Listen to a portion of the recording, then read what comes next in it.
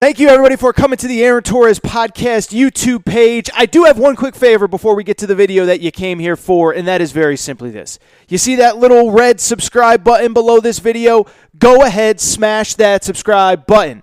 It really does help me. It really does help this channel grow and my audience grow. So go ahead and hit that red subscribe button. And now, here is the video that you came here for. I want to talk some college football. And as I said off the top, I think the biggest story in college football to me is Clemson. But usually when I do this Monday show, it's a bit of a recap of the previous weekend. But the reason that to me on this Monday, November 2nd, the biggest story in the sport is Clemson is not because they almost lost to Boston College. If it was just about that, I don't even know that I would talk about them. The reason that Clemson leads the show today, though, is kind of the combination of not only did they almost lose to Boston College, but after the game, Dabo Swinney goes to the podium, and to his credit, and I think he does deserve some credit here, he doesn't beat around the bush. He doesn't try to throw off Notre Dame. He says, hey, Trevor Lawrence, our star quarterback who tested positive for COVID last Wednesday, there was a possibility that he could be back Saturday, but you guys will not see him. So don't ask me any questions. It is not going to happen. Trevor Lawrence will not play next Saturday against Notre Dame. And I think everybody listening kind of knows the importance of that, right? Notre Dame is currently ranked number 4 in the country. They're 6-0. They are, in theory, the toughest game on Clemson's schedule throughout this season. And if there was ever a game that they were in jeopardy of losing with or without Trevor Lawrence, it would be Notre Dame. And so now we know that they will go to South Bend next weekend without Trevor Lawrence. And I'm going to tell you in a minute why it's actually not a big deal, but actually in a lot of ways this actually worked out really well for Clemson. But before we get into it, I do want to talk a little bit about Saturday's game because it was kind of a surreal moment, right? Thursday night, we're all doing our thing. I was having dinner at my in-laws' house, just chilling, trying to relax, get away. My week was mostly done. I was ready for the weekend ahead. And you get this bombshell that Trevor Lawrence has tested positive for COVID-19, and he will not be playing on Saturday against Boston College. And obviously, it's a big story, not only because he will be the number one overall pick in the next draft, but because he was a guy that fought so hard for this season. You know that he's doing anything that he can to make sure to keep himself healthy and stay on the field. And instead, he's out, and in his place, and please forgive me because this is the first time I'm publicly announcing this name, but their Clemson star, 5-star freshman, DJ Uiagalelei. And I'm trying my best, and he's got a complicated name, but we all have complicated names. So DJ Uiagalelei, Uiagalelei. Okay, sorry. Okay, let's get back on track, people. Just stop distracting me, DJ. So DJ Uiagalelei is playing, and frankly, the first part of that game largely went the way that I think most people kind of thought. Now, to Boston College's credit, Boston College is actually a really good team. They play really hard. Their coach is Jeff Hafley, who was the defensive coordinator at Ohio State last year. Young guy, dynamic guy. They've actually been a pretty good team throughout this season. And when I looked at this game, I thought they could keep things respectable against Clemson even before Trevor Lawrence was ruled out of this game. And so when he was ruled out, I said on my picks on Saturday, I said, if you want to bet this game, bet the first half. I think Boston College will cover the first half spread. It was about 12.5. Not only did they cover the spread, they were up 28-13 in the first half, and just about everything that could go wrong for Clemson did. Obviously, if you watch the game, you know the deal. But they fall down early. Great touchdown catch by a Boston College receiver. Next possession, Clemson is driving to score. They fumble on the 1-yard line. It's returned 97 yards the other way for a touchdown. And then right before half, how about this? Joe Tessitore's son, Joe Tessitore is an ESPN announcer, calling the game. Joe Tessitore is calling the game. His son comes in for a trick play. They're lining up, I believe it was for a field goal, and he comes in from the side, gets under center, draws Clemson off sides to get Boston College a fresh set of downs. And next thing you know, Joe Test is going crazy because it's his kid and he's actually handling it like a real professional. But the next play, Boston College scores, and it's 28-13 going into the half. And all of a sudden, you're sitting there saying, oh my goodness, is Clemson actually going to lose this game? And to their credit, I didn't think it was as dire as a lot of people made it out to be. I just referenced a minute ago the scoop and score by Boston College that was taken 97 yards the other way. If you just take that play, flip it the other direction, instead of a fumble, Clemson scores. Instead, Boston College goes the other way for 7. You flip that score, all of a sudden, instead of 28-13, it really should have been 21-20. And so I don't know that even in that moment I was really that worried about Clemson. But they come out second half. They look really good. DJ Uiagalelei was phenomenal, actually. 2 passing touchdowns, a rushing touchdown. Looked really comfortable. Looked like what a 5-star recruit looks like. Big, strong, athletic kid. He actually played baseball out here in California as well. And he has a monster cannon for an arm. And so I'm bringing all this up to say that Clemson kind of did what they needed to do. And I want to give Boston College credit. I thought they played about as well as they could, but there's a reason that Clemson's number 1 in the country. They shut out Boston College in the second half. And as I said, DJ Uiagalelei, 2 touchdown passes, 1 touchdown run, Clemson wins.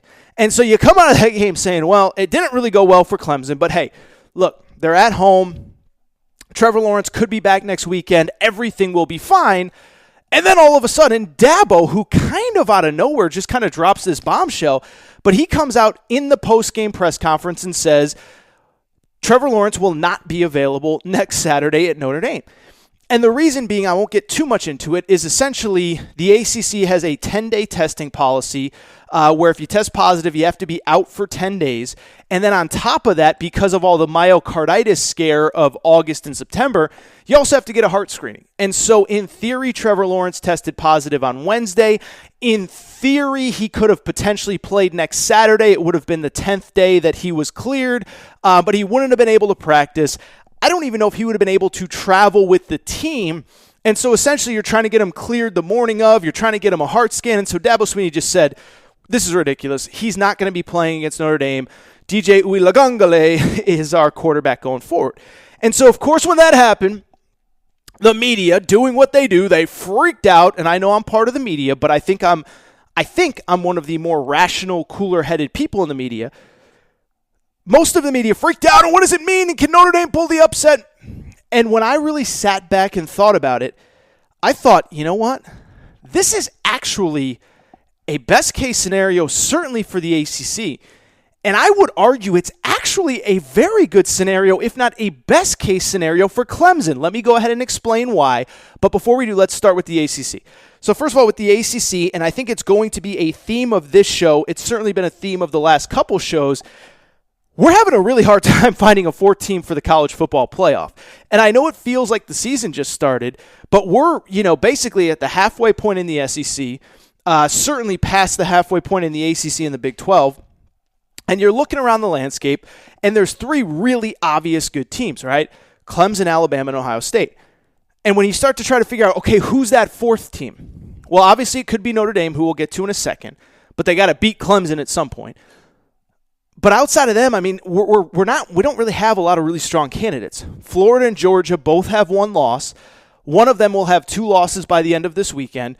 The other one will almost certainly lose a second game in the SEC title game to Alabama, so that eliminates them. Maybe Texas A&M can run the table and go 9-1 and put themselves in the conversation. But the Big 12 is essentially out. Everybody has at least 1 loss. The Pac-12 is only going to play 6 or 7 games. And it doesn't look like there's another team from the Big Ten that can truly compete for a playoff berth. I would argue Wisconsin's probably the second best team, but as we talked about on last week's episode, I don't know when Wisconsin's going to be able to come back. Nobody knows as I'm recording this if they're going to play next Saturday or even the following Saturday against Michigan. And so I bring all this up to say we're having a really hard time trying to find a 4th team. And so I think from the ACC's perspective, this is why it's a best-case scenario. Because if Notre Dame can pull off the upset on Saturday against Clemson, then you're looking at a scenario where they're going to be a comfortable favorite in every single game they play until the ACC championship game where they would obviously almost certainly face Clemson again. At that point, Trevor Lawrence would be healthy, he'd be able to play, and you'd think Clemson probably beats him on a neutral field. And so you have the potential now, because Clemson is without Trevor Lawrence, that you have two 11-1 ACC teams at the end of the year. And I'm telling you, I think an 11-1 Notre Dame is going to have a stronger resume, especially with a win over Clemson, even without Trevor Lawrence. I think they're going to have a stronger resume than anybody in the Pac-12, anybody in the Big Ten except for Ohio State, anybody as a second team in the SEC, a second team anywhere, really, for lack of a better term. And so I think it's a great situation for the ACC because it now opens up the pathway where Notre Dame becomes a college football playoff member. And remember, Notre Dame is in fact a member of the ACC this year. The ACC gets a check if Notre Dame gets a check this year, and it's great for the ACC. But here's why it's good for Clemson as well, and this is a huge point that nobody talks about. So first off, it's great for Clemson because I think they're essentially on a free roll. I think when you look at Clemson, if they lose on Saturday, I mean, yeah, they're probably supposed to lose on Saturday. They're going to Notre Dame. They don't have Trevor Lawrence, their star quarterback, the number one pick in the next NFL draft, By the way, a lot of their defense was beat up and out against Boston College on Saturday. And so, of course, you're supposed to lose. When you lose the number one pick in the draft and you're playing the toughest team on your schedule on the road with fans in the stands, I might add, you're supposed to lose that game. And so if they lose that game, they have the natural situation of, well, we didn't have Trevor Lawrence. What do you want us to do? And then as long as they come back and beat Notre Dame later, they'll be in the playoff. Certainly if they win the game, then it's great because, oh, by the way, if they have a win on the road against Notre Dame, that might be the most impressive win anybody has in college football this season. And if they get 2 wins over Notre Dame, I think they might have the inside track for the number 1 seed in the college football playoff. And I think that's huge because you look at the situation, it's playing out a lot like last year, where if you remember, there were 3 teams that were clearly better than everybody else. Last year it was LSU, Clemson, Ohio State. This year it's Bama, Clemson, and Ohio State. And you really want to keep yourself out of that 2-3 game because it's going to be an either easier path to the championship. I think if Clemson beats Notre Dame twice, they're in line to get the number 1 seat. But here is the real reason that this is a great situation for Clemson. Unless I'm misunderstanding how COVID protocols work, Trevor Lawrence will not have to take a single COVID test the rest of the year. And that sounds crazy. You're like, what are you talking about? Well, think back to last week. Remember when I talked college hoops on Tuesday's episode? I talked the Orlando bubble in college basketball being blown up. One of the big reasons that the college basketball bubble was blown up was because of the fact that every conference has slightly different rules.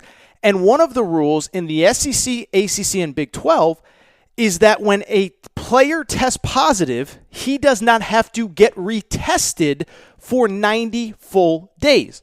That is the policy in the ACC. That is the policy in the Big 12. That is the policy in the SEC. And unless something's changed since the summer, because I saw that policy, in writing in the summer, or unless the college football playoff is going to have its own set of rules, Trevor Lawrence is never going to have to take a COVID test for the rest of his time playing college football. Because I'm not a math major here, but today's October, when he tested positive, it was October 28th. You fast forward out 90 days, we're talking about January 28th. Don't think we'll be playing college football at that point. Unless something crazy happens, and we got bigger issues than just Trevor Lawrence's test. We got really big issues. College football season is going to be done. Trevor Lawrence, at the very least, will not have to test at all the rest of the ACC regular season.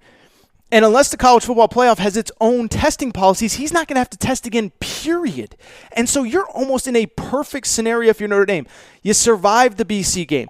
If you lose to Notre Dame, I know they're a slight favorite according to Vegas, but they're supposed to lose. They don't have Trevor Lawrence. It's the number 4 team in the country.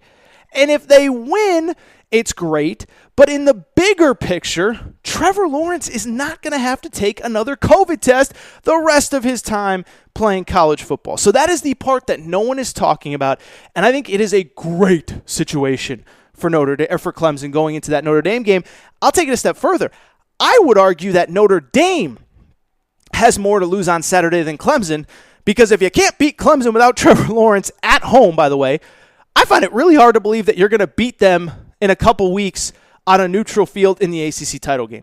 So it's a fascinating case study, but I think this is a best-case scenario for Clemson as they move on without Trevor Lawrence. DJ Uiagalelei, say that name with me, Uiagalelei. He is a starter at Notre Dame, and I don't think this is a bad situation for Clemson at all, because I think if you have to trade even a loss for never having Trevor Lawrence to test again, because would you rather have him test positive the week before Notre Dame or the week before Ohio State in the playoff? Because I'd rather have him test positive right now, and I think it's a great situation for Clemson. I would argue actually Notre Dame has more pressure on them going into that game.